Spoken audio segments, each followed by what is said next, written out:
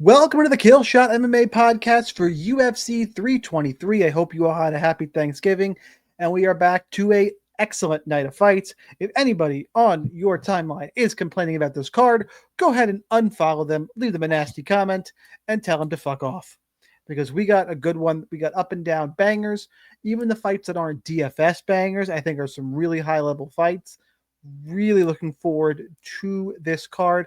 And Monk, I'm going to be a little bit selfish here. It's my 40th birthday on Saturday night. I am celebrating 40 in style, watching some fights. I'll be at the casino as well. Gonna be a good time. How was your holiday, and how excited are you for this card, or do I have to kick you off the show? Holiday was good. Did a lot of cooking, had a day off, and got paid for it, so that's always good. No, you will not have to kick me off. This card is a banger. Like every single fight, there's something to look for. Exciting fights as well. Some DFS gold scattered throughout. So yeah, I'm looking forward to it. And happy early birthday. That's a nice Saturday night you got planned. Thank you very much. Should be a good one. Should do the intro. If you're not in DFS Army, first of all, you should be. Link in the description down below. More notes, more tools, Discord access. You'll see as we go along, but you should make sure you sign up. If you don't know us, or if you do, that over there is Monk. Make sure to check him out on all platforms and Patreon. Monk Maddox, Monk MMATICS. I am Sniper. I go by Sniper Wins on all platforms.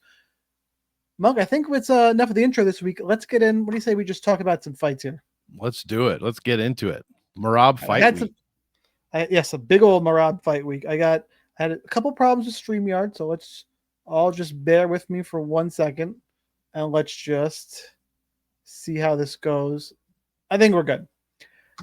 First fight of the night, it is Muhammadjon Naimov taking on Mairon Santos. Odds for this fight: Santos is minus 240. Naimov is plus 205. Your fight goes to decision is minus 170. DraftKings salaries for this one: Mairon Santos comes in at 9,100. Muhammad Naimov over at 7,100. This is one to me is weird because Muhammad Naimov in his career is hard to figure out. Like he's got wins against guys like Nathaniel Wood, who I think we can all agree is really good. And then he went to a 3-round decision against something called a Khan Awfully. And just it's a really good look at just, I don't really know what to make of this guy. Luckily, I think Mairon Santos is solid all around. I think handles the best version of Naimov. I don't think there's going to be any grappling in this match. I think Naimov is going to want that. So a little bit of upside for him if you think he can get it. For me, there's plenty of dogs in this card. Me and Monk were talking earlier. Spoiler alert, plenty of disagreements coming your way. I don't think Naimov will be able to grapple. I think Santos is good on the feet. This card with 14 fights, there's like 4 or 5 fights that I'm damn near considering slamming all in or damn near all in. And that's really scary for the other 8-9 fights. You have to be really selective. This one is going to be pretty low on my priority list. I do think Santos wins. I think he wins a 3-round striking-based decision, and neither side scores well for DraftKings. Monk, what do you got for this one? I'm going to pick the underdog here. I just don't trust Mairon Santos. Like at all. On paper, offensively, his opponents have done more than him, both Sodiq Yusuff and Francis Fire Marshal Bill in his last 2 fights. So he's scraped by wins somehow in against those 2. Really good competition, though. Like those Yusuff, are good guys. I wouldn't call Marshall very good competition. He's got one really good skill set. Yeah. Better than a Khan Awfully. That is true. Both guys beat that guy for sure. Santos did it with more style, but that's really the only style points he's getting here. Naimov has attempted multiple takedowns in every single one of his fights for the most part, except Malarkey. It was just one. And then I believe, who's the other one? Oh, Eric Silva, who he beat in 44 seconds, was just one as well. Otherwise, it's 2, 3, 5, 9 takedown attempts is what we're looking at here from this guy, per fight. And Santos has been taken down 3 of 5 times by Marshall and once by Sadykhov, who doesn't really do a ton of that. So I'm not convinced that he's A, exciting enough to put up a decent score, or B, is even going to win this fight against Naimov. I think his salary is way too expensive. There's at least 3, maybe 4 other people in the 9K range I'd much rather roster than Mairon Santos, and I'm going to pick Naimov to win for that reason. Yeah, so I mean, we kind of agree in that this one's not going to be a great one to target. Yeah. You'll have a little more Naimov because you pick him to win, but it's not what you would call an exciting first fight of the night. For sure. All right, let's move on and let's talk about Mansur, Abdul-Malik, and Antonio Trocoli. Yippee. Second fight of the night. All right, I should be a little nice. This is our squash match of the card. Every card's got to have them. Malik is minus 1,200. Trocoli is plus 750. Ready for the craziness here. Fight ends inside the distance, minus 900, under 1.5 rounds, minus 195. We've seen a bunch of these spots in the last few months. They typically have been coming through. I don't think this is going to be the outlier. Malik is 9,800. Trocoli is 6,400. I wrote this up pretty simple in that Malik is good and dangerous and scary, and Trocoli is like a stick of butter. I mean, that's the analogy I'm drawing here.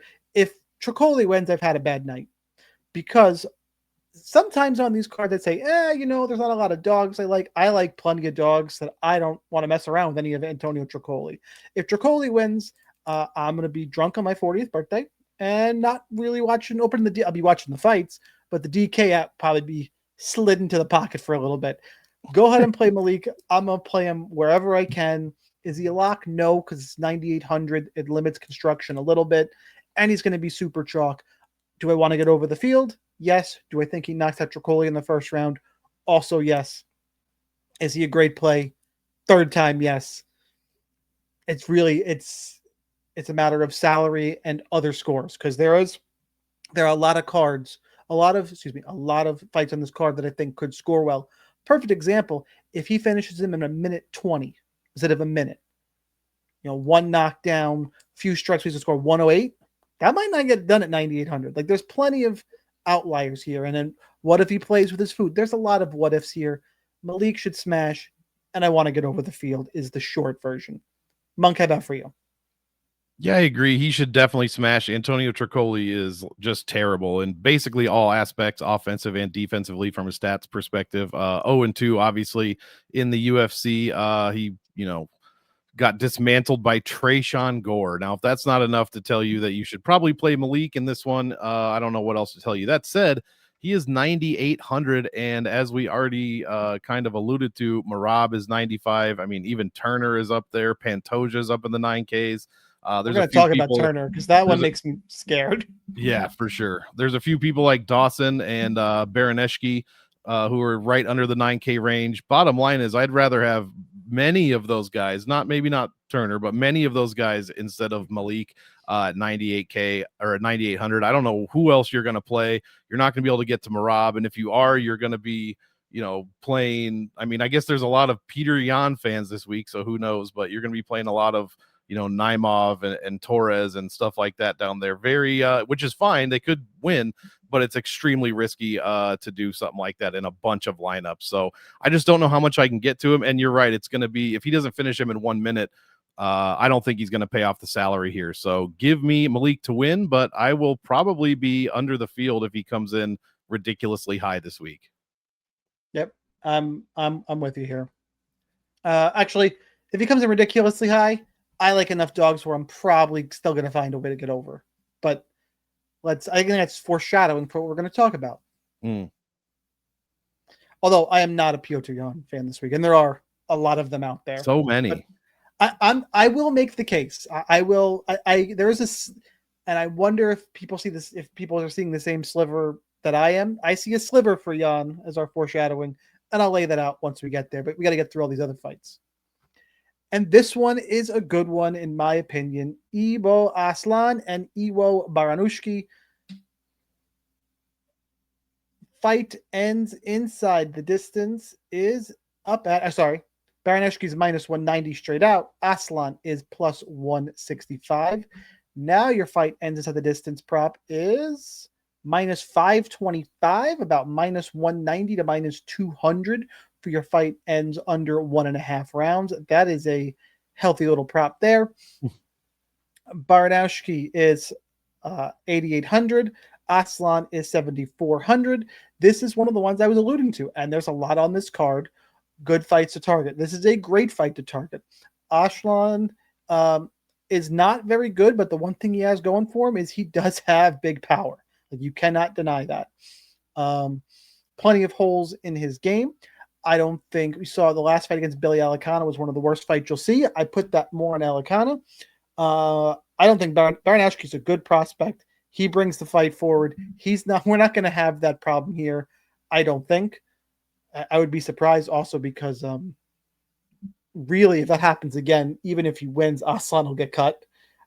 Regardless, Baraniewski is going to move forward. You've seen it. You saw it on Contender Series. You've seen it on the regional tape. I expect fireworks here. I expect Baraniewski to smash. I do think he's a very good prospect and better than Aslan. But the reason why I'm willing to go all in is because if Aslan wins, he probably lands something big in the first round, and either one is going to score big.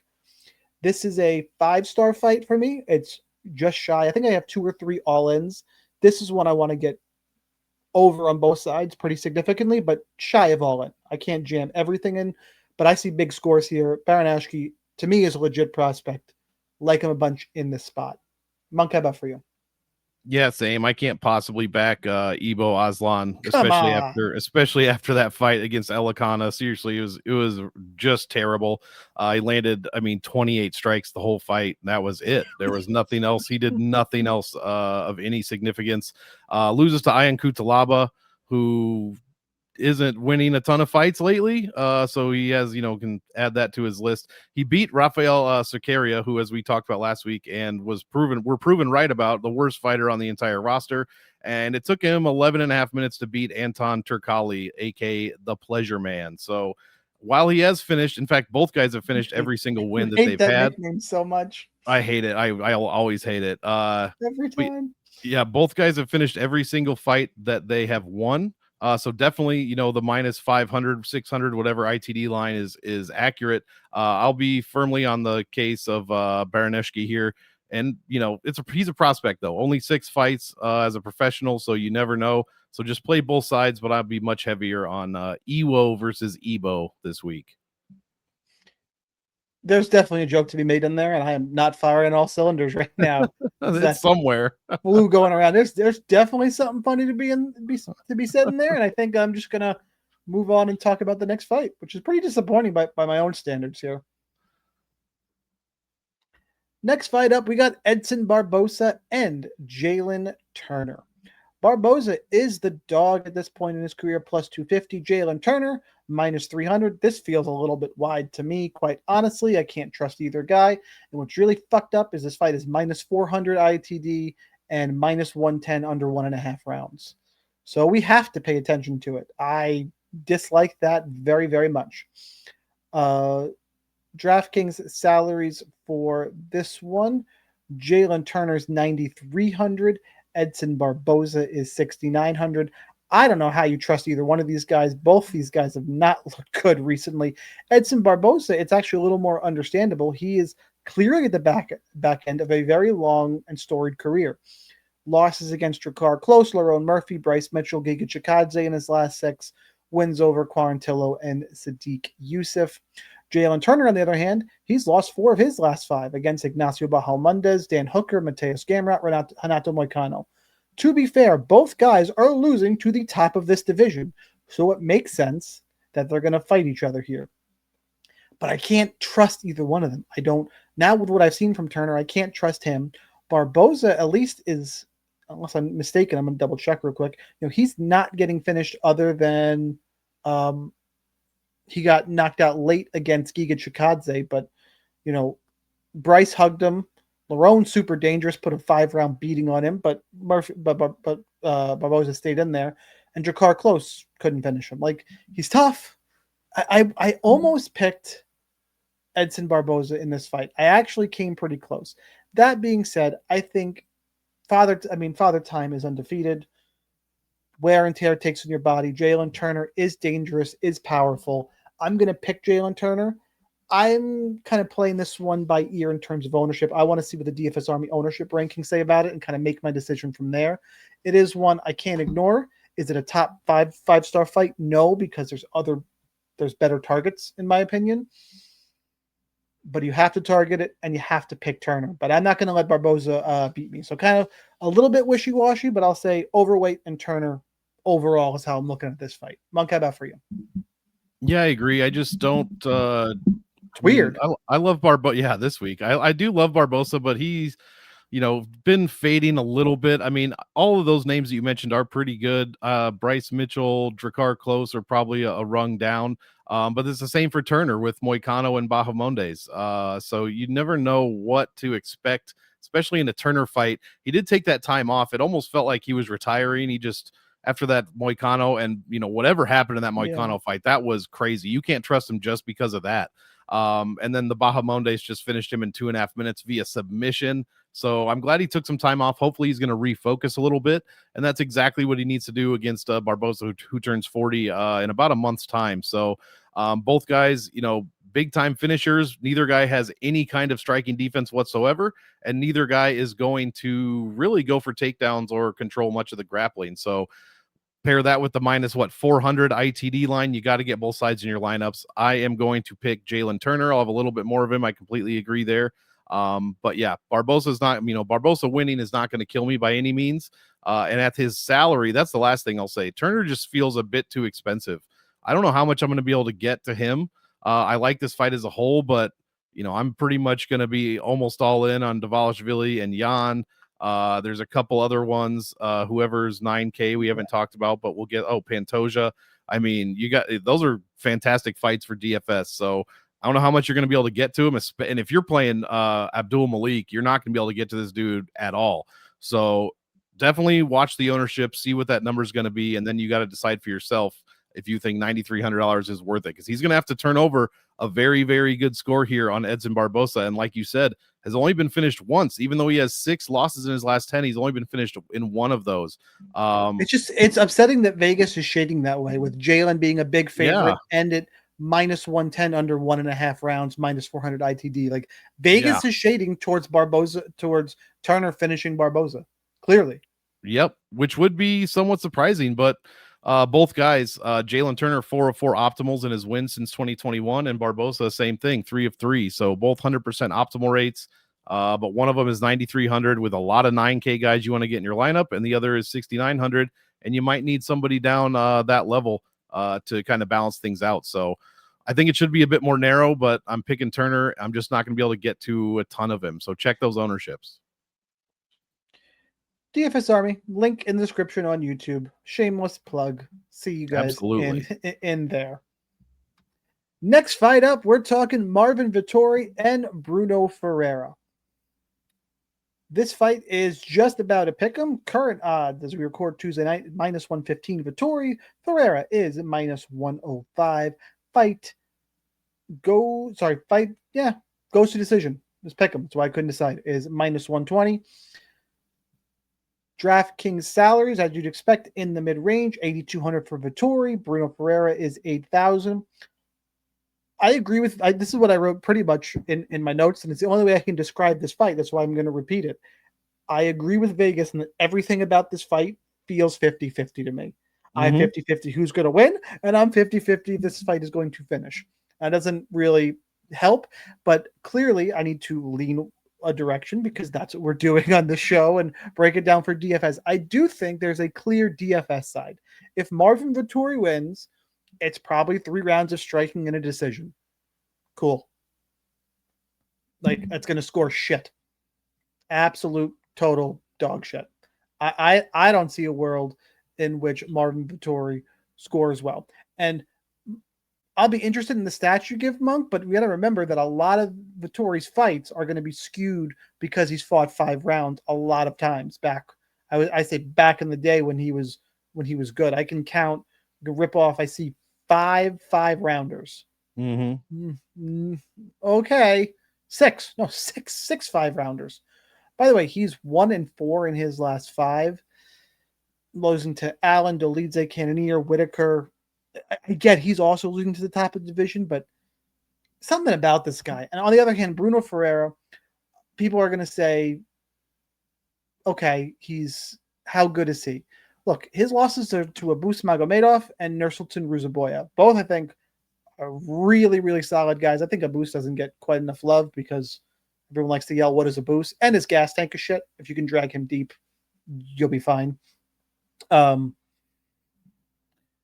being said, I'm going to lean Bruno Ferreira because I really don't like what I've seen out of Ferreira. Well, while I do think that, out of Vettori, I think Ferreira is trending in the right direction. If anybody's going to grapple, it's Ferreira. I think Vettori's got like 65% takedown defense. I think there's a couple more tools and paths here.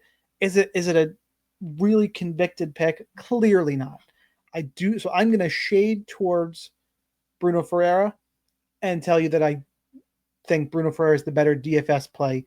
I think there's many more paths where Vettori wins a decision, where on this card it does not get it done. Monk, I'm afraid of what your numbers are going to say because of the 5-round skew, but let's hear it. Yeah, Vettori definitely has mostly 5-round fights, especially lately. The only one that's not appears to be his last one, Brendan Allen, 15-minute fight. He did score 52 points in that loss, so you add that 30 on, that's 82 points. He was at 7,400. Probably not enough to make the optimal, but it's well over an 11x. And that's kind of what I'm hoping for here. I think Bruno Ferreira's only possible way to make the optimal lineup is to knock Marvin Vettori out, and that's never happened. He's never even been knocked down. This would be the first, yeah, I mean, submission for sure, but he's never been finished ever in his entire career. And he's not like 38 years old. This dude, obviously, we're going to say this about a couple people like Moreno, possibly a few others tonight. He might be quote unquote fight old. But I've never really seen that with Vettori. He's just a fucking blockhead, and he's impossible to knock down, to knock out. So I think that's what we're gonna see. I would be very surprised if Bruno Ferreira finished the fight inside the distance. I'm picking Marvin Vettori to win via decision. And at 8,200, that could be, it could be okay. If he does what he did against Brendan Allen, but wins the fight with the scores, I mean, he could put up, a 10x, and that's kind of all we're expecting here from Vettori. Because if he wins, it's probably not going to be a finish. I would be pretty surprised if either guy got finished, to be completely honest. So the other thing that I don't like is the 50-50 on the goes to decision. Obviously, from what I just said, I think it's going to go to decision. And if that's the case, I definitely favor Vettori. The problem is getting him into your lineups. At 8,200 could be easy, but it could also be a waste of a spot. If the guy's going to win and score 70 points, it's not really ideal. And I just don't see Ferreira, and I could be wrong, obviously, don't see Ferreira getting the knockdown finish over Vettori. So I don't think he scores well in a win either. So give me Vettori. I have this as a 3-star fight, but it's probably more like a 2.5-star fight. The more you talk, the more I want to be underweight to this fight. There's just so many other really good fights. We talked about a couple, and there's a bunch. We got 2 5-rounders. Like, how much you really going to fuck around here? Exactly. I mean, fuck around and find out if somebody finishes. But yeah, I mean, Ferreira's been finished in both of his losses, but Vettori's not really that fighter, especially lately. Yeah, and how did Ferreira get finished? You got subbed by early KO by Ruzaboyev. Yeah, Ruzaboyev early KO. And yeah, the last thing is Ferreira's only good win is really Gregory Rodriguez. Second is probably Dustin Stoltzfus, but he's beating Jackson McVeigh, Armin Petrosian not in the UFC, Phil Hawes not in the UFC. This is a big step up. I mean, RoboCop's a pretty big fucking win. It is. That's for sure his best win. Yeah, he caught him early, and it's hard to KO Rodriguez. I mean, we could see his thoughts in that Chidi fight, and he came back to win that one. He had a tough one with Iron Turtle. Super tough. There was a vagina on his forehead. That was crazy. Bad. If you don't know what we're talking about, go back and or go Google Gregory Rodriguez cut Chidi and Jaquani, and I hope you have a strong stomach or a bucket next to you. Not safe for work. Do not open that up. No. Boys and girls. Don't do that. Next fight up, we got Ziam and Nazim Sadykhov. Ziam is the favorite at minus 133. Small favorite. Sadykhov is plus 113. Fight goes to decision, minus 175. DraftKings salaries. Ziam is 8,300. Sadykhov is 7,900. A Monk. I think we get some value here. I'm a believer now. You beat Mike Davis the way you beat Mike Davis, I believe. Yep. I'm about for Ziam in this spot. I'm a little surprised at this line. Sadykhov is good, but he's a little bit reckless. He can be hit.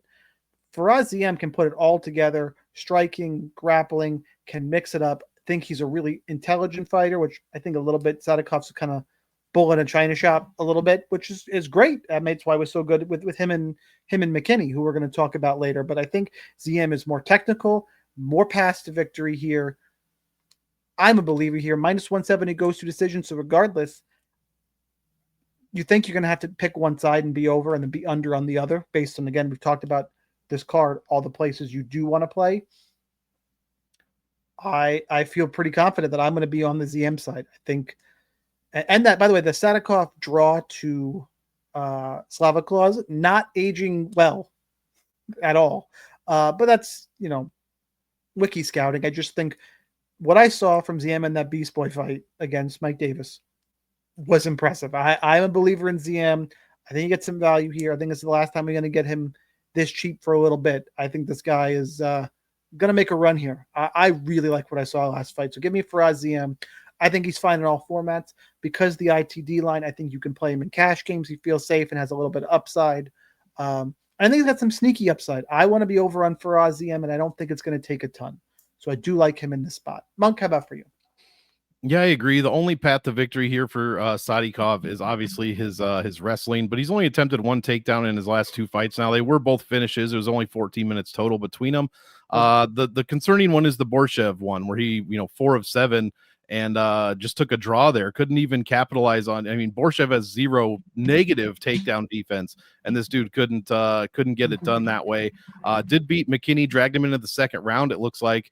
But other than that, he's not really attempting. And for what it's worth, I know people don't like the crybaby stuff. Got away with a pretty ridiculous fence grab in that fight. Yeah. I don't know if you remember. That was bad. Absolutely. That was not. It was super, super bad. But that's the only fight, the Borshev fight, where he's even attempted more than one takedown. Was Jason Herzog the referee for that fight? Probably. That's probably why he's being investigated, to be honest. I don't think it was that fight. No, it's probably several others. I'd be interested to see if he's reffing this week. Yeah, yeah. I don't know. Everybody's making a big deal of it. We'll see if he comes back for the end of the year. But yeah, I mean, Ziam is the one attempting more takedowns than Sadykhov. He went 4 of 7 against Mike freaking Davis. Fantastic. 4 of 4 against Frivola. Puelas took him down a bunch of times, but can't do anything else whatsoever. Figlak took him down a couple of times, but he also won that fight. Nobody else is really attempting too many, or if they are, he's stuffing them. So he's definitely got the better defense all around, in my opinion. Sadykhov, great offense. He's a good hammer, but he has terrible striking defense. He's allowing almost 6 per minute. But that's the other thing. Ziam's only lands 2.85. He's doing other things in there that make him, that win him minutes, basically. So I just like what I've seen from Ziam. He's improving every single fight, and I can't trust Sadykhov to do what he probably should do to win. And even if he does attempt takedowns, is he going to be able to get enough of them to win enough minutes on his own? So I'm taking Ziam probably by decision. I think he's also good in all formats, but I do have this as a 2-star fight overall, just because I think it's going to decision, and nobody's probably going to score too well. I mean, Ziam is definitely not he's not Merab when it comes to DraftKings, but he has made the optimal in 3 of his last 6 wins. That said, he's probably, and I could check, yeah, he is an underdog in almost all of them. So that's probably why. Here, slight favorite, but it's not breaking the bank. Don't worry, that fight was not Jason Herzog, almost as good. Shout out Dominic Cruz. It was no nonsense Keith Peterson. Oh, God. Yeah, is he going to have him on his podcast? That would be the one to have. That would be so good. There's no way, if you're Keith Peterson, you can't do that. Not until you're done refereeing forever. And if you're a just go podcast on. listener, you can't do that either, because then you have to listen to Cruz, and then you have to listen to someone talk like this. Terrible. That's just inappropriate, sir. Inappropriate. I feel like we're getting pretty sidetracked here. Yeah, we got to keep it fun. Next up, we got Maycee Barber and Karine Silva. I believe Maycee Barber is the favorite in this fight at -180. Karine Silva is +155. I have seen a bunch of love for Karine this week, and I will explain why. -220. Fight goes to decision in this one, indicating, again, women's MMA, typically for cash games on DraftKings, it is cool to target the underdog. Maycee Barber is 8,700. Karine Silva is 7,500. People love to shit on Maycee Barber. I'm not doing that. People love to shit on her because she came in so arrogant. But you know what? It's MMA. Fine. Her losses are to Roxanne Modafferi, where she blew her knee out. So let's people have to point to that, and you're like, well, let's circumstances, okay? Like very, very clear circumstances we have to talk about. And Alexa Grasso, former champion Alexa Grasso, like, okay, Alexa Grasso, cool. Those are her losses. Has looked really good. Has she gotten a couple split decisions gone her way? Sure, right? But skill for skill, I do think she is probably slightly ahead of Karine Silva. But I'm picking Karine Silva because, and it's because the fight is super close. I think regardless, the line is still too wide. But what really drags us down for me, like if Maycee Barber was healthy, has been active, I'd probably line it about -130, 140 Barber. I like Karine Silva a bunch. I think the line is too wide, especially considering Maycee Barber has had some ridiculous health struggles the last year. Hospitalization. How much is she training? Like, I won't go through in the podcast, but stuff that I believe is going to significantly impact her in the cage. And if I'm wrong, I'm wrong. Fine. All of that aside, the path for her to score well on DraftKings at this salary is super low. Not going to fuck around with it. So I'm leaning Karine Silva anyway, but even if you're going to pick Barber, you should understand that I don't see a way she scores very well. She's not going to get a finish. I don't think she's going to out-grapple Karine and lay on her. I think it's super close on the feet. Barber probably wins there. I think Karine Silva is a little more physical, and it's just going to be more durable and kind of outlast Barber. Really close fight, but the intangibles to me, I got to lean Silva's way. And regardless, to reiterate, she's the only one worthwhile on DraftKings, all that other stuff aside. So, Monk, how about for you?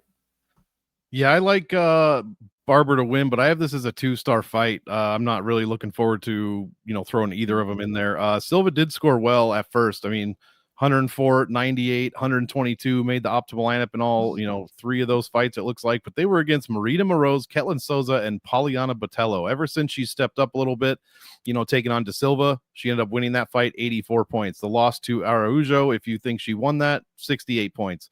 And Barboza, she won and scored 67. The other worrisome thing is the only 2 people that have really attempted to, take her down were Barboza and Araujo. And, the Barboza fight could have gone either way. It was extremely close. And then Araujo, got the win in that one. Barber's attempting a ton of takedowns. I mean, 4 for 4 against Sermonara, 2 for 2 against Lee, 4 against De La Rosa, 6 attempts against Miranda Maverick, and she got the win there. So you would think coming in that Silva just has this huge takedown advantage, but it's not really that huge. And the control time isn't a ton either at just 51%. What she does have is terrible striking defense, just god awful, or striking offense, excuse me, just terrible. And Barber only allows 2.9 per minute at a 55% defense, lands takedowns of her own. And I just think has more pressure than Karine Silva has. Both of them have terrible takedown defenses. So if either one of them goes for takedowns, expect them to land. Barber's is terrible at 54%. And you look over at Karine Silva, 11% takedown defense, just abysmal. I don't know what else to call it. So there's definite holes in each woman's game here. But I'm going with Barber. I just don't like what I saw in Karine Silva in her last 2 fights. And Barber's not beating any world beaters. Like you could have said she lost that Miranda Maverick fight. That's probably your best win out of her last, I don't know, 6 fights since the Grasso win. So I just, there's too many unanswered questions here. I got this as a 2-star fight, and I'll be looking elsewhere. But either way, I don't, 8,700 is a lot for Barber, and I don't think Silva is going to score well even at 75. So I'm just going to kind of avoid this one as a whole. Yeah, so we disagree, but we kind of agree. Exactly. It's like the second time it's happened, so that's fine. Terrance McKinney, Chris Duncan, circle this one. DraftKings Gold, love it. I'm a Terrance McKinney fan. Let me do the intro, and we're going to talk about this a little bit more. Duncan's the favorite, -160. McKinney, +140. Fight ends inside the distance. You know it's a big one. -1,200. Under 1.5 rounds, -340. Terrance McKinney's a goddamn wild man. He's going to cost you 7,600. Chris Duncan is 8,600. Okay. Why do I love Terrance McKinney? Okay. Because he fights like everyone wants their fighters to fight. This dude, by the way, has had 1, 2, 3, 4, 6, 8, 9, 11 UFC fights. 11. And you know what? He's not done anytime soon. He could lose his next 3. He's probably going to get a new contract. Mm-hmm. Because, and I don't disagree with it. He has never seen a third round, has only seen a second round like 3 times. The dude, and his losses, by the way, Sadykhov, I have issues with that one, but Ribovic, we know how good he is. Ishmael Bonfim, I don't think Drew Dober is a great loss, and then Woodson on the Contender Series. Like, the dude is very, very talented. People forget that because he fights like a crazy person. He can grapple, he can strike, he moves forward, he brings action. Is he going to be a world champion? Probably not. Is he going to be top 10? Also probably not. But as long as he can do this, like, sign me up. If you're hating on Terrance McKinney, I don't know what to tell you. Like, he seems like a fun dude. He plays a social media game. He's personable. He goes out there. He throws hands. He brings violence. He's a fun UFC fighter. Not everybody needs to be fucking Sean O'Malley or Dan Hooker or probably pretty close to Dan Hooker actually. Yeah, but you get my point here. In terms of this fight, I'm gonna pick Terrance McKinney because until you're in those type of firefights, like, he brings something different against these fucking guys. Either one of these guys can get a 60-second bonus. Yeah, Chris Duncan has looked pretty good. Split decision wins going back against Omar Morales. Decision win against Yanal Ashmouz. Finished Jordan Vucinic. Finished Blachowicz. Decision win against Mateusz Rebecki.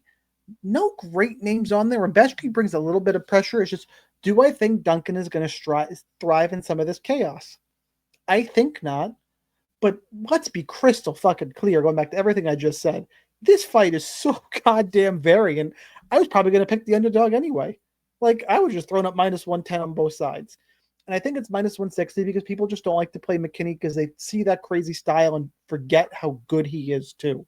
Like, he's not doing this, and yeah, he fights like a wild man. He's not he's a good mixed martial artist. And people forget that. And that drives me a little bit crazy, clearly, based on this rant you're hearing. But regardless, don't play it in cash. All the fuck in GPPs. I want every bit of this fight. If for some reason there's an eye poker doesn't score well, I didn't hit the optimal.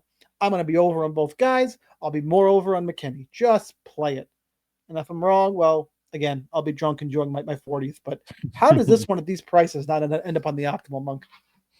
Yeah, I don't know. I got this as a definite 5-star fight, 8,600, 7,600. You have to play it. Normally I'd be leaning with you here in Terrance McKinney, but because Chris Duncan gives up a ton of volume, almost 4.5 strikes a minute, but McKinney's lack of chin kind of balances that out a little bit.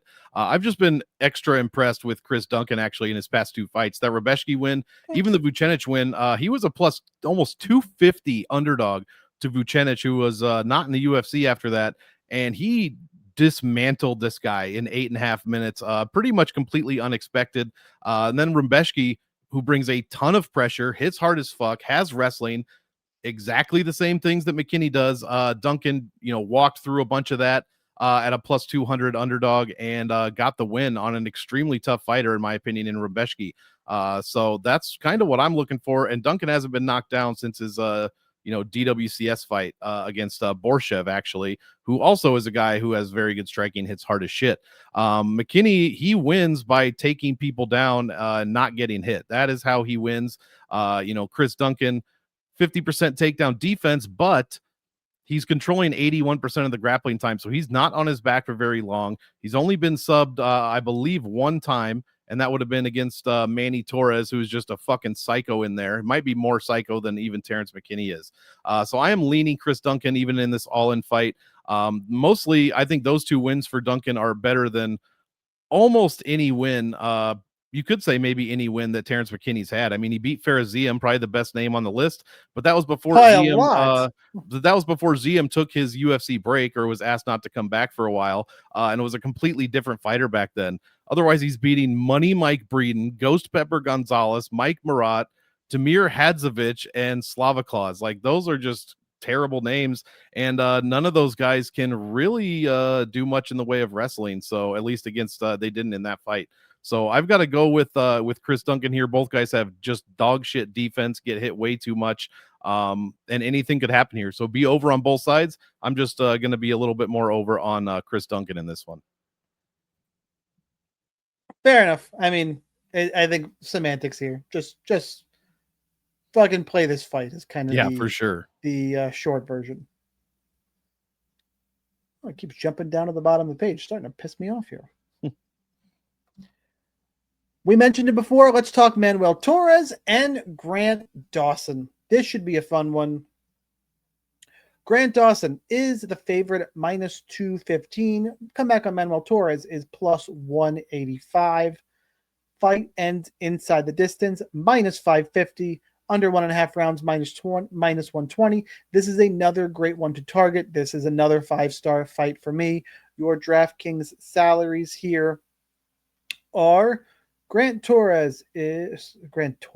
Combining them. That'd be a sick fighter. You can combine these guys. Grant Dawson is 8,900. Manuel Torres is 7,300.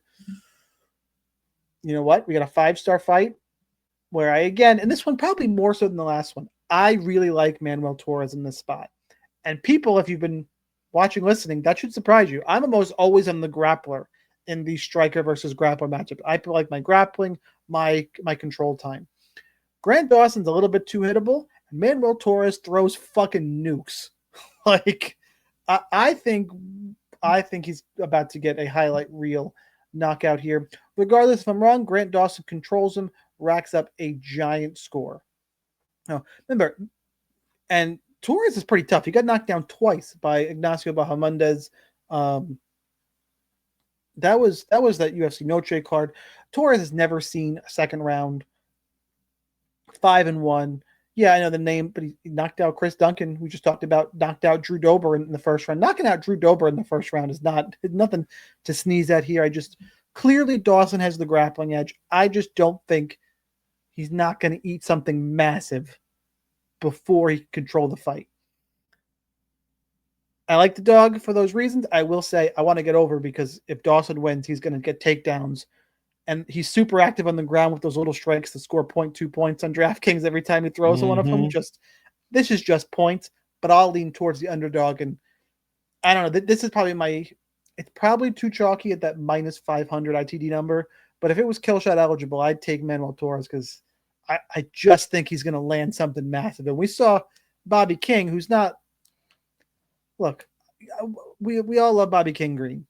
Does he have nukes in his hands? No. Did he flatline Grant Dawson, one of the biggest upsets of the year last year? Main event upsets? Yes.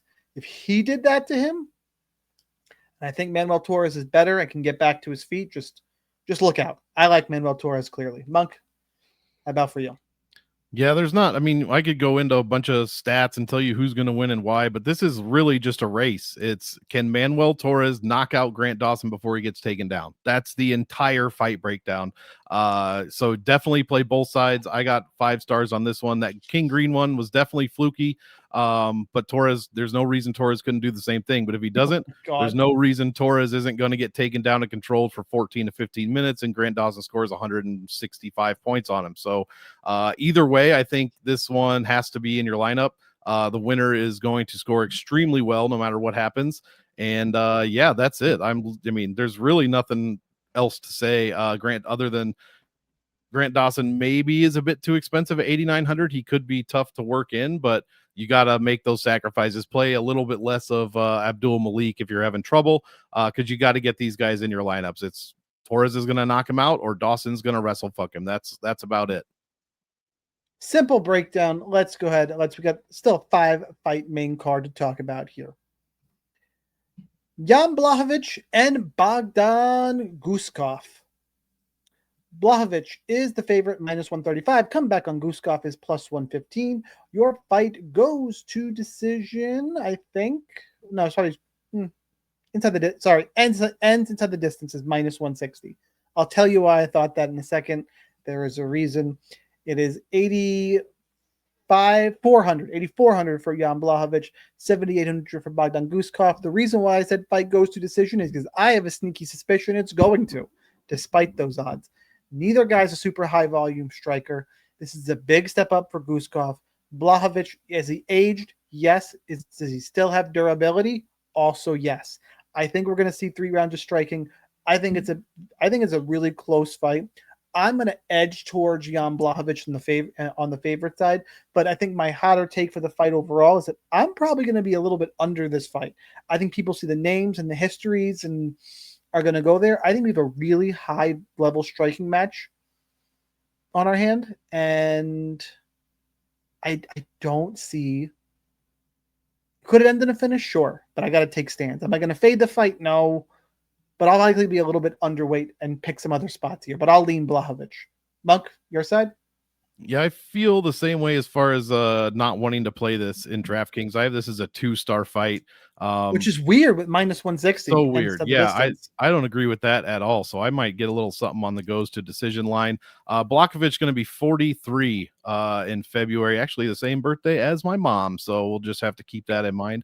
Wish them both a happy birthday in February. But I think if there is going to be a finish, it's going to come in the second round, and it's going to be Bogdan Guskov. That is when Blachowicz starts to be more hittable, is that second and third round. So that's kind of what we are looking for there. Guskov doesn't have a ton of fight time. Only 7 minutes in round 2s. But so far in that little bit of time, his strikes landed have gone up 258% since round 1, where he lands 2.6. Round 2, he lands over 9 per minute. So that is kind of where I could see this one turning if it's going to finish, but he's got terrible striking defense. Guskov allows 3.3 per minute at a 45% rate. No control time, no takedowns. We're not expecting to see any of that from Jan Blachowicz either, who has much better defense, obviously, but a little less in the way of offense. And I don't think just to play into the goes to decision line, I don't think the legendary Polish power exists anymore. If it ever did, maybe it was just a catchphrase. I don't know. It was a fun catchphrase. It was very fun to say. But yeah, I just think that's just hurtful. How dare you? It is. Olberg, Ferreira, he's not knocking anybody. I mean, Alexander Rakic, that's about it. Dominic Reyes, when he was super hittable, went all 25 with Jacare Souza. So yeah, it's not really it's just a thing that sometimes happens. It's not really a thing you should name yourself after or anything. But yeah, Guskov, terrible defense, so Blachowicz could win a decision. I think the higher upside lies with Bogdan Guskov, and he's cheaper, so that is the way I am going this week. A rough scene over here. Just lighten up Jan Blachowicz. Jeez. I know. It's rough, man. When you're a 42-year-old guy that doesn't win or do anything, look, what are you I got do? Some pretty wicked heartburn right here because I didn't make chicken for dinner. So you know what? It's you leave us 40-year-olds alone, or soon to be 40. Another old man of the cage, Henry Cejudo taking on Peyton Talbot. Peyton Talbot is the favorite at -265. Cejudo is a +225. Fight goes to decision is -200. DraftKings salaries. Peyton Talbot comes in at, can't be this wide. Is it that wide? Yeah. Oh yeah. Oh yeah, 9,200 for Peyton Talbot. No thanks. Henry Cejudo is 7,000. Look, Peyton Talbot, arguably one of the best improvements fight to fight we've seen in a long time. Looked terrible against Raoni Barcelos, could not stop a takedown. Looked better, could get up against Felipe Lima. Great. Okay, is he going to knock out Henry Cejudo? Don't think so. I don't know how you pay 9,200 for him, just DraftKings wise. Cash games, I think Cejudo's one of my first guys. I think you stack a fight, one of the 5 rounders. We'll get to that in a second. And you play Cejudo. And probably Mansur Abdul-Malik. And those are your first 4, like real quick off the rip, because it's Henry Cejudo at that ITD line against the guy who struggled against takedowns. It is Henry Cejudo's retirement fight. That's what makes this weird. That's what makes this whole thing a little bit fucking screwy. But Cejudo's a proud guy. I don't think anything crazy is going to happen. Could he lose? I actually am going to pick Peyton Talbot, lean that way, because, look, especially at the lighter weight class, his father time is a motherfucker. Peyton Talbot is improving. The striking is better. Cejudo is live and a great cash game option. I just can't pick him straight up in the fight. And I think Peyton Talbot is improving, is that good. I think the UFC knows exactly what they're doing here. But Cejudo's live for the reasons we mentioned, but I want nothing to do with Peyton Talbot at this price tag. Monk? Yeah, I agree there. 9,200 is insane. And this is probably my hottest take of the card and probably my hottest take in several weeks. Ooh, I picked Cejudo to win outright. And I don't like Cejudo. I don't back retiring fighters or guys that are talking to. I never do. I'm not going to bet on it or anything, but yeah, he will definitely be in my DraftKings lineup, my cash lineup. I just don't trust Peyton Talbot. He fought an old ass wrestler a few fights ago and got absolutely fucking demolished by him. And now he's fighting an old ass wrestler now, who still can land takedowns and still has, all those tools, on his side. He's been losing to like grapplers, Sterling, Dvalishvili. He lost to Song Yadong. That was a decent fight. Song Yadong is just kind of a different animal, in my opinion, much, much younger. And just, not many people are going to get wins over Song Yadong these days, in my opinion. But the Barcelos fight was definitely telling. And Barcelos isn't like washed or anything. He's very good. We just saw him beat Ricky Simone. The Felipe Lima one, I don't know that Felipe Lima is as good of a wrestler as Olympic Henry Cejudo. But there's just too many holes. Clearly not. Talbot's. He's younger and more athletic, but yeah, I get your point. There's too many holes in Talbot's defense. I mean, all of his defensive numbers are, pretty far below average, to be quite honest. The only way he's going to beat Cejudo or score any kind of meaningful points if he gets a finish over Cejudo via KO TKO, and that is quite unlikely to happen. So I'll take the old ass wrestler here against a guy that I still don't trust in Peyton Talbot, and the price should say the exact same thing. I mean, Cejudo's going to go in a ton of my lineups, whether I like him or not, and I don't.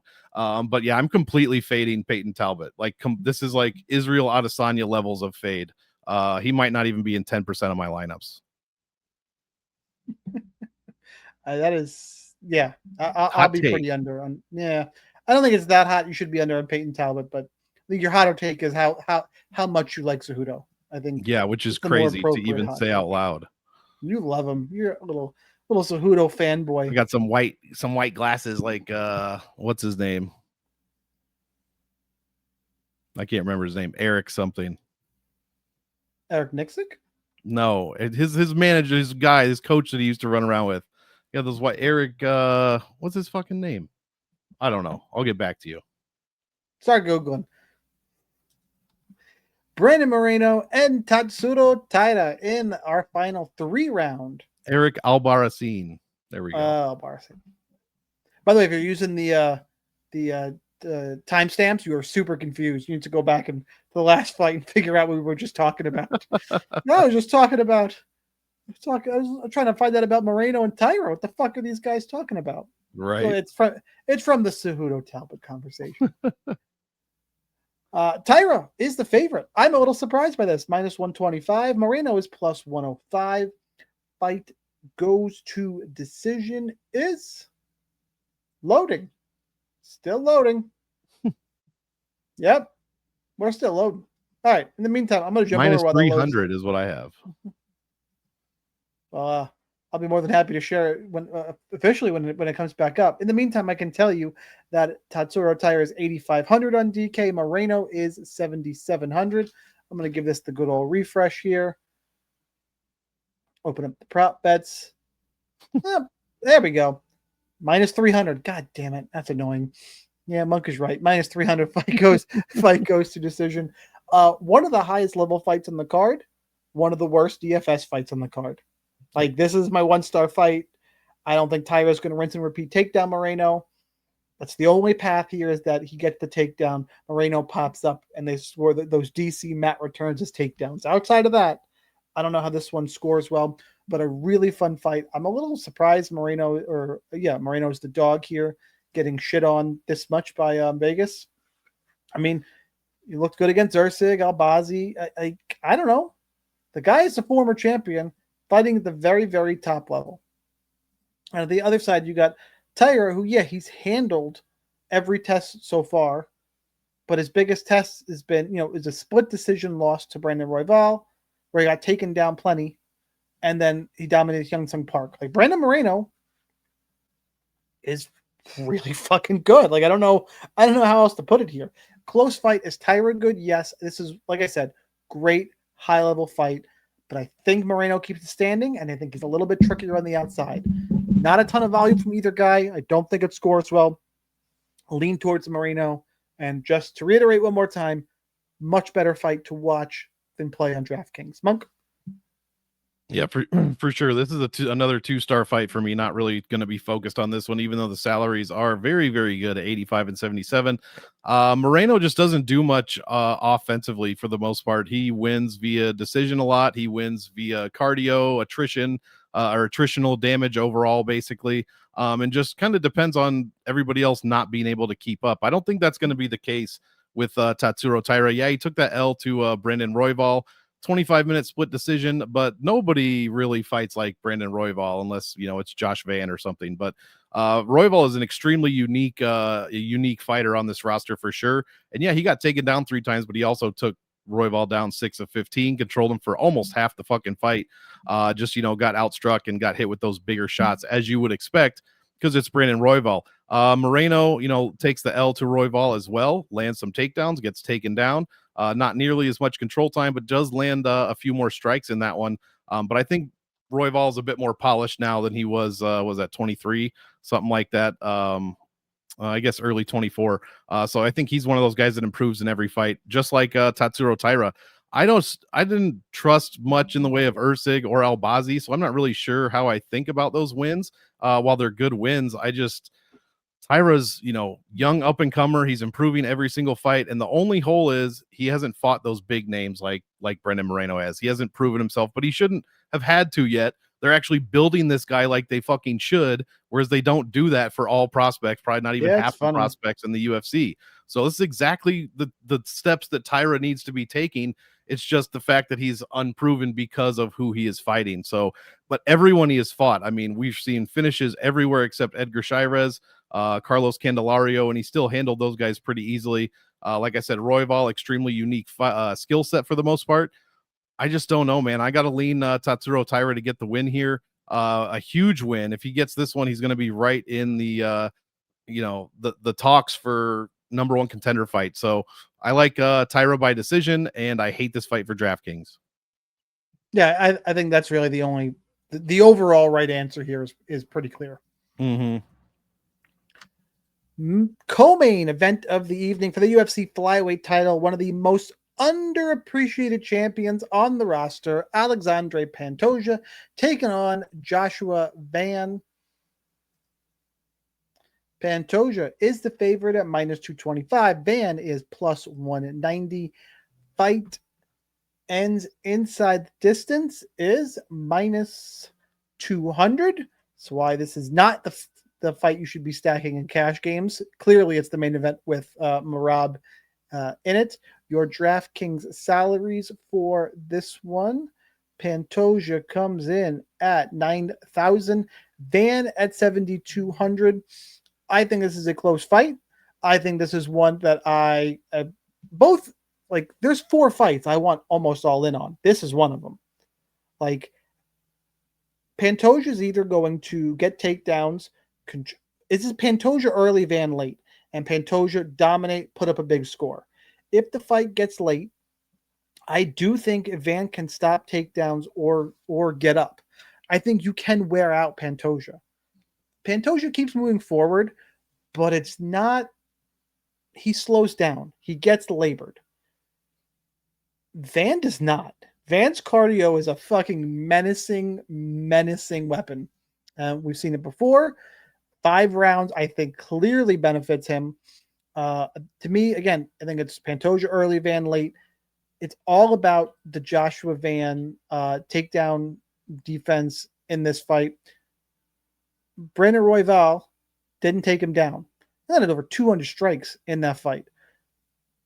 He was taken down 4 times by Ray Tesora, but again, when he gets taken down, he gets back up and he makes you work for it, and it just drains the cardio. So that's how, in terms of handicapping, how I think the fight plays out. More importantly, I want all of this fight, because I'm either wrong and Pantoja is going to get to him early, which is possible, or control the grappling and put up a big score, or I'm right and Van puts up a giant score over 5 rounds with his volume. I'm hard pressed to not see this one put up a big number.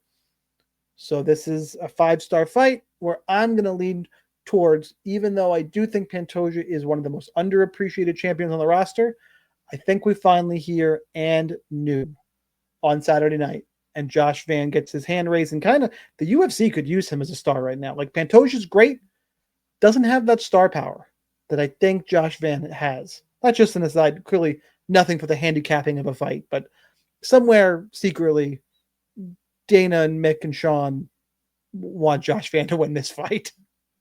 Monk, how about for you?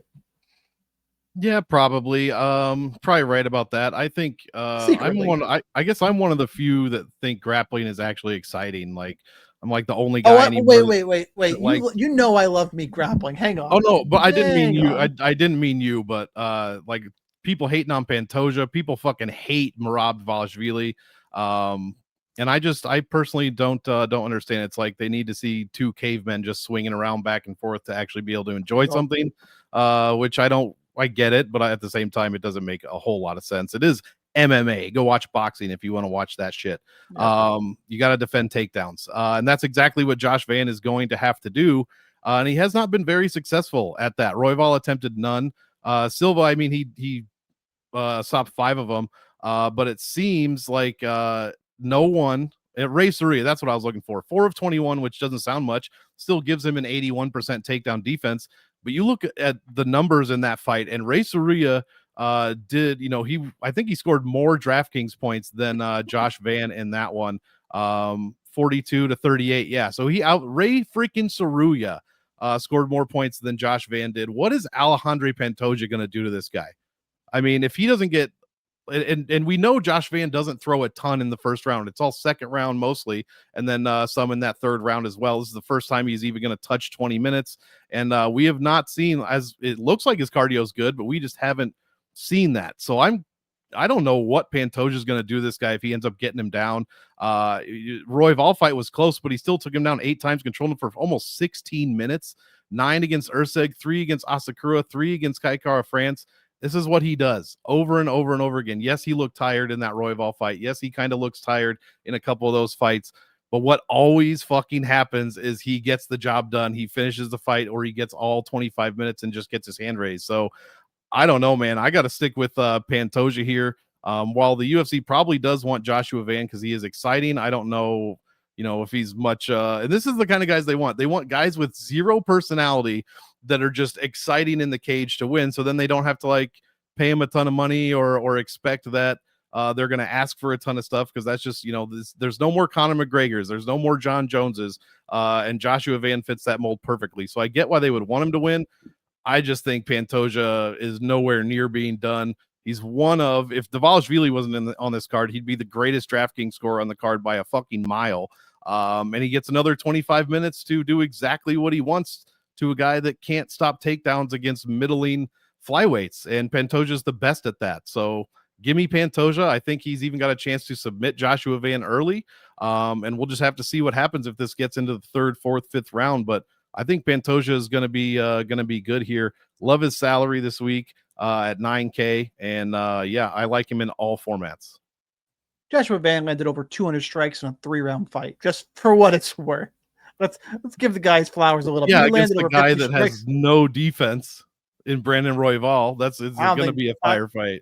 I don't think Pantoja's got a ton. He landed 59 against Ray Saruya total. 67 against Charles Johnson, where he looked like dog shit in the third round. I get it. I think it's a little bit closer than you are indicating, but we will see. We will see come Saturday night. Why Friday? It's just night? weird that not you, but people were always like, Pantoja, oh my God, he could be the GOAT if he gets a couple more wins. Then Joshua Van beats Brandon Royval in a great fight. But now it's like Joshua Van's going to be the champ. Like, you guys were just calling this fucking guy the GOAT of flyweight, and now you're just writing him off like that. I don't understand. But then again, everybody's calling Tom Aspinall a pussy for getting cheated, and nothing makes sense. Up is down, left is right. The overreaction culture we live in is just it's crazy. What's the last thing I just saw? That is the thing, and I must overreact to it and get crazy. Clicks and say something stupid. Exactly. Fucking bunch of bitches. I should stop. I'm gonna get canceled. I'm 40 and I ain't got time for some of the bullshit. We're 40. We don't care about getting canceled anymore, right? I really could care less. I have to watch myself in public.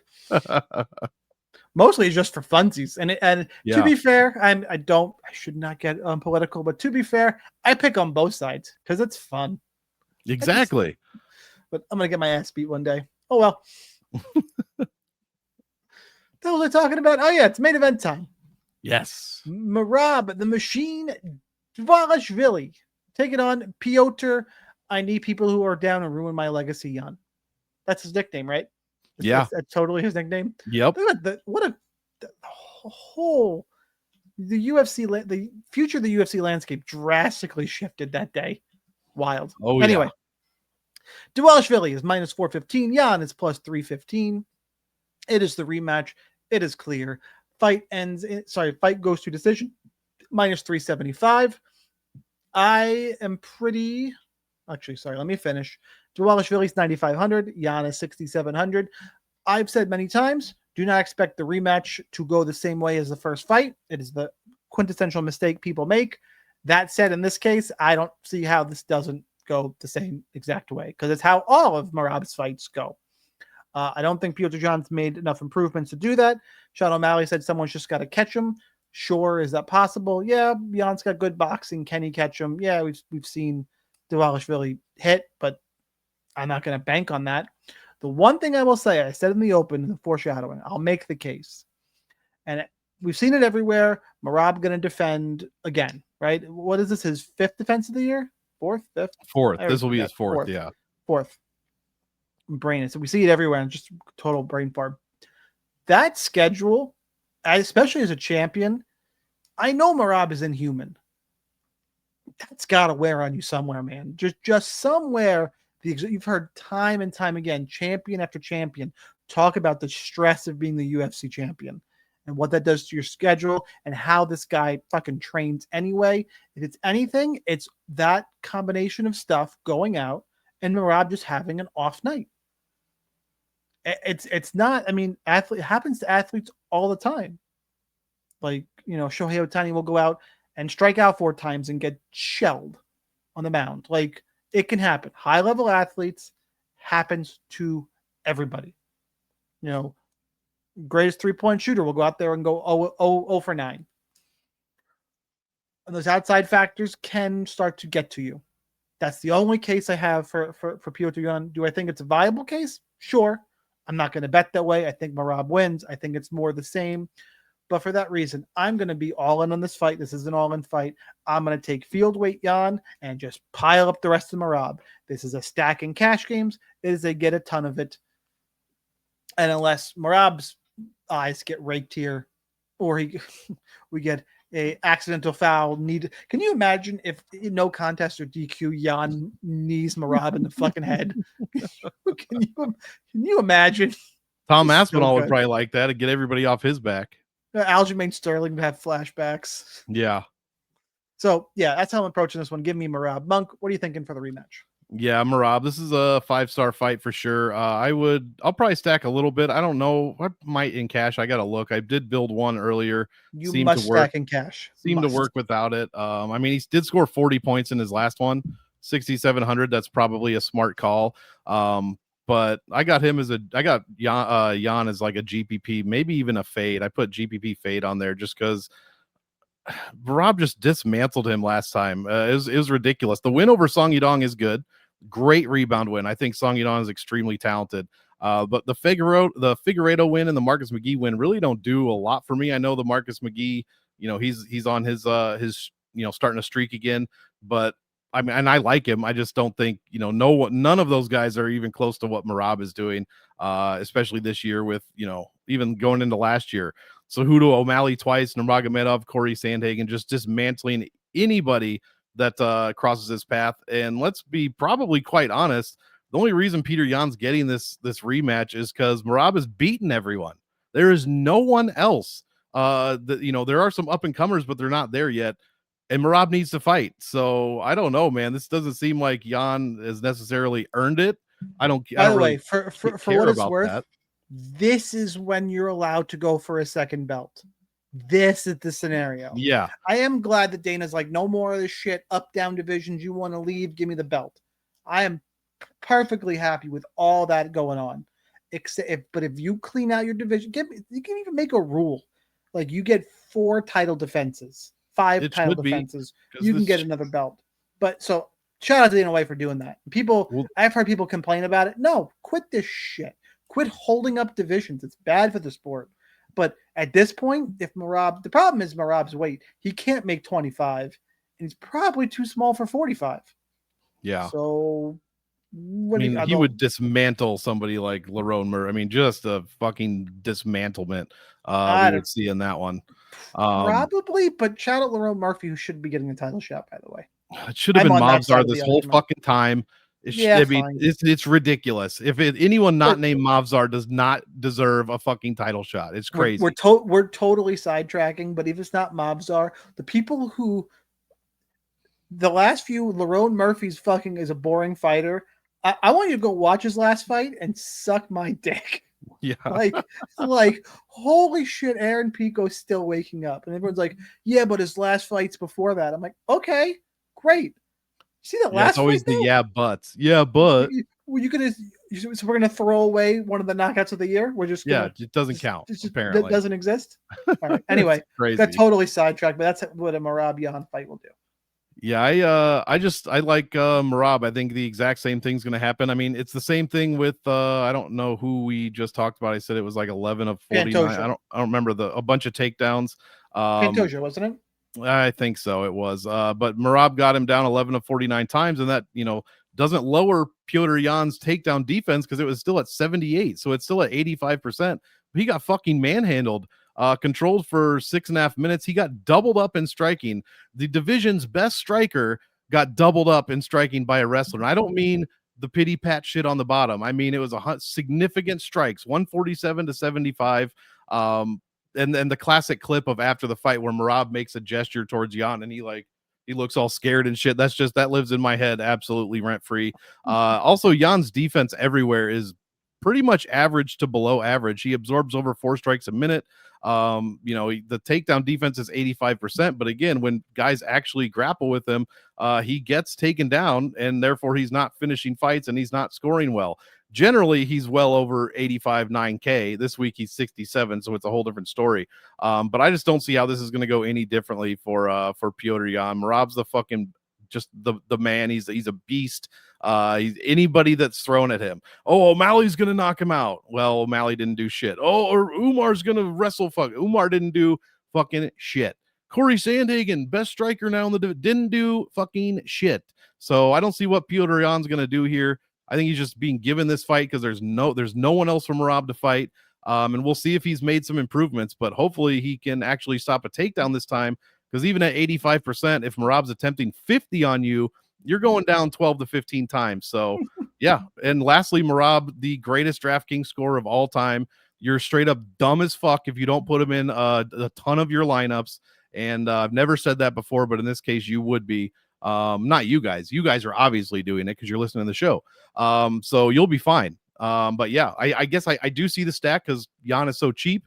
Like I said, he did put up 41 points in that win before, and it's going to open up your lineup, to put in whoever you want at that point. So give me Merab by complete demolition and still.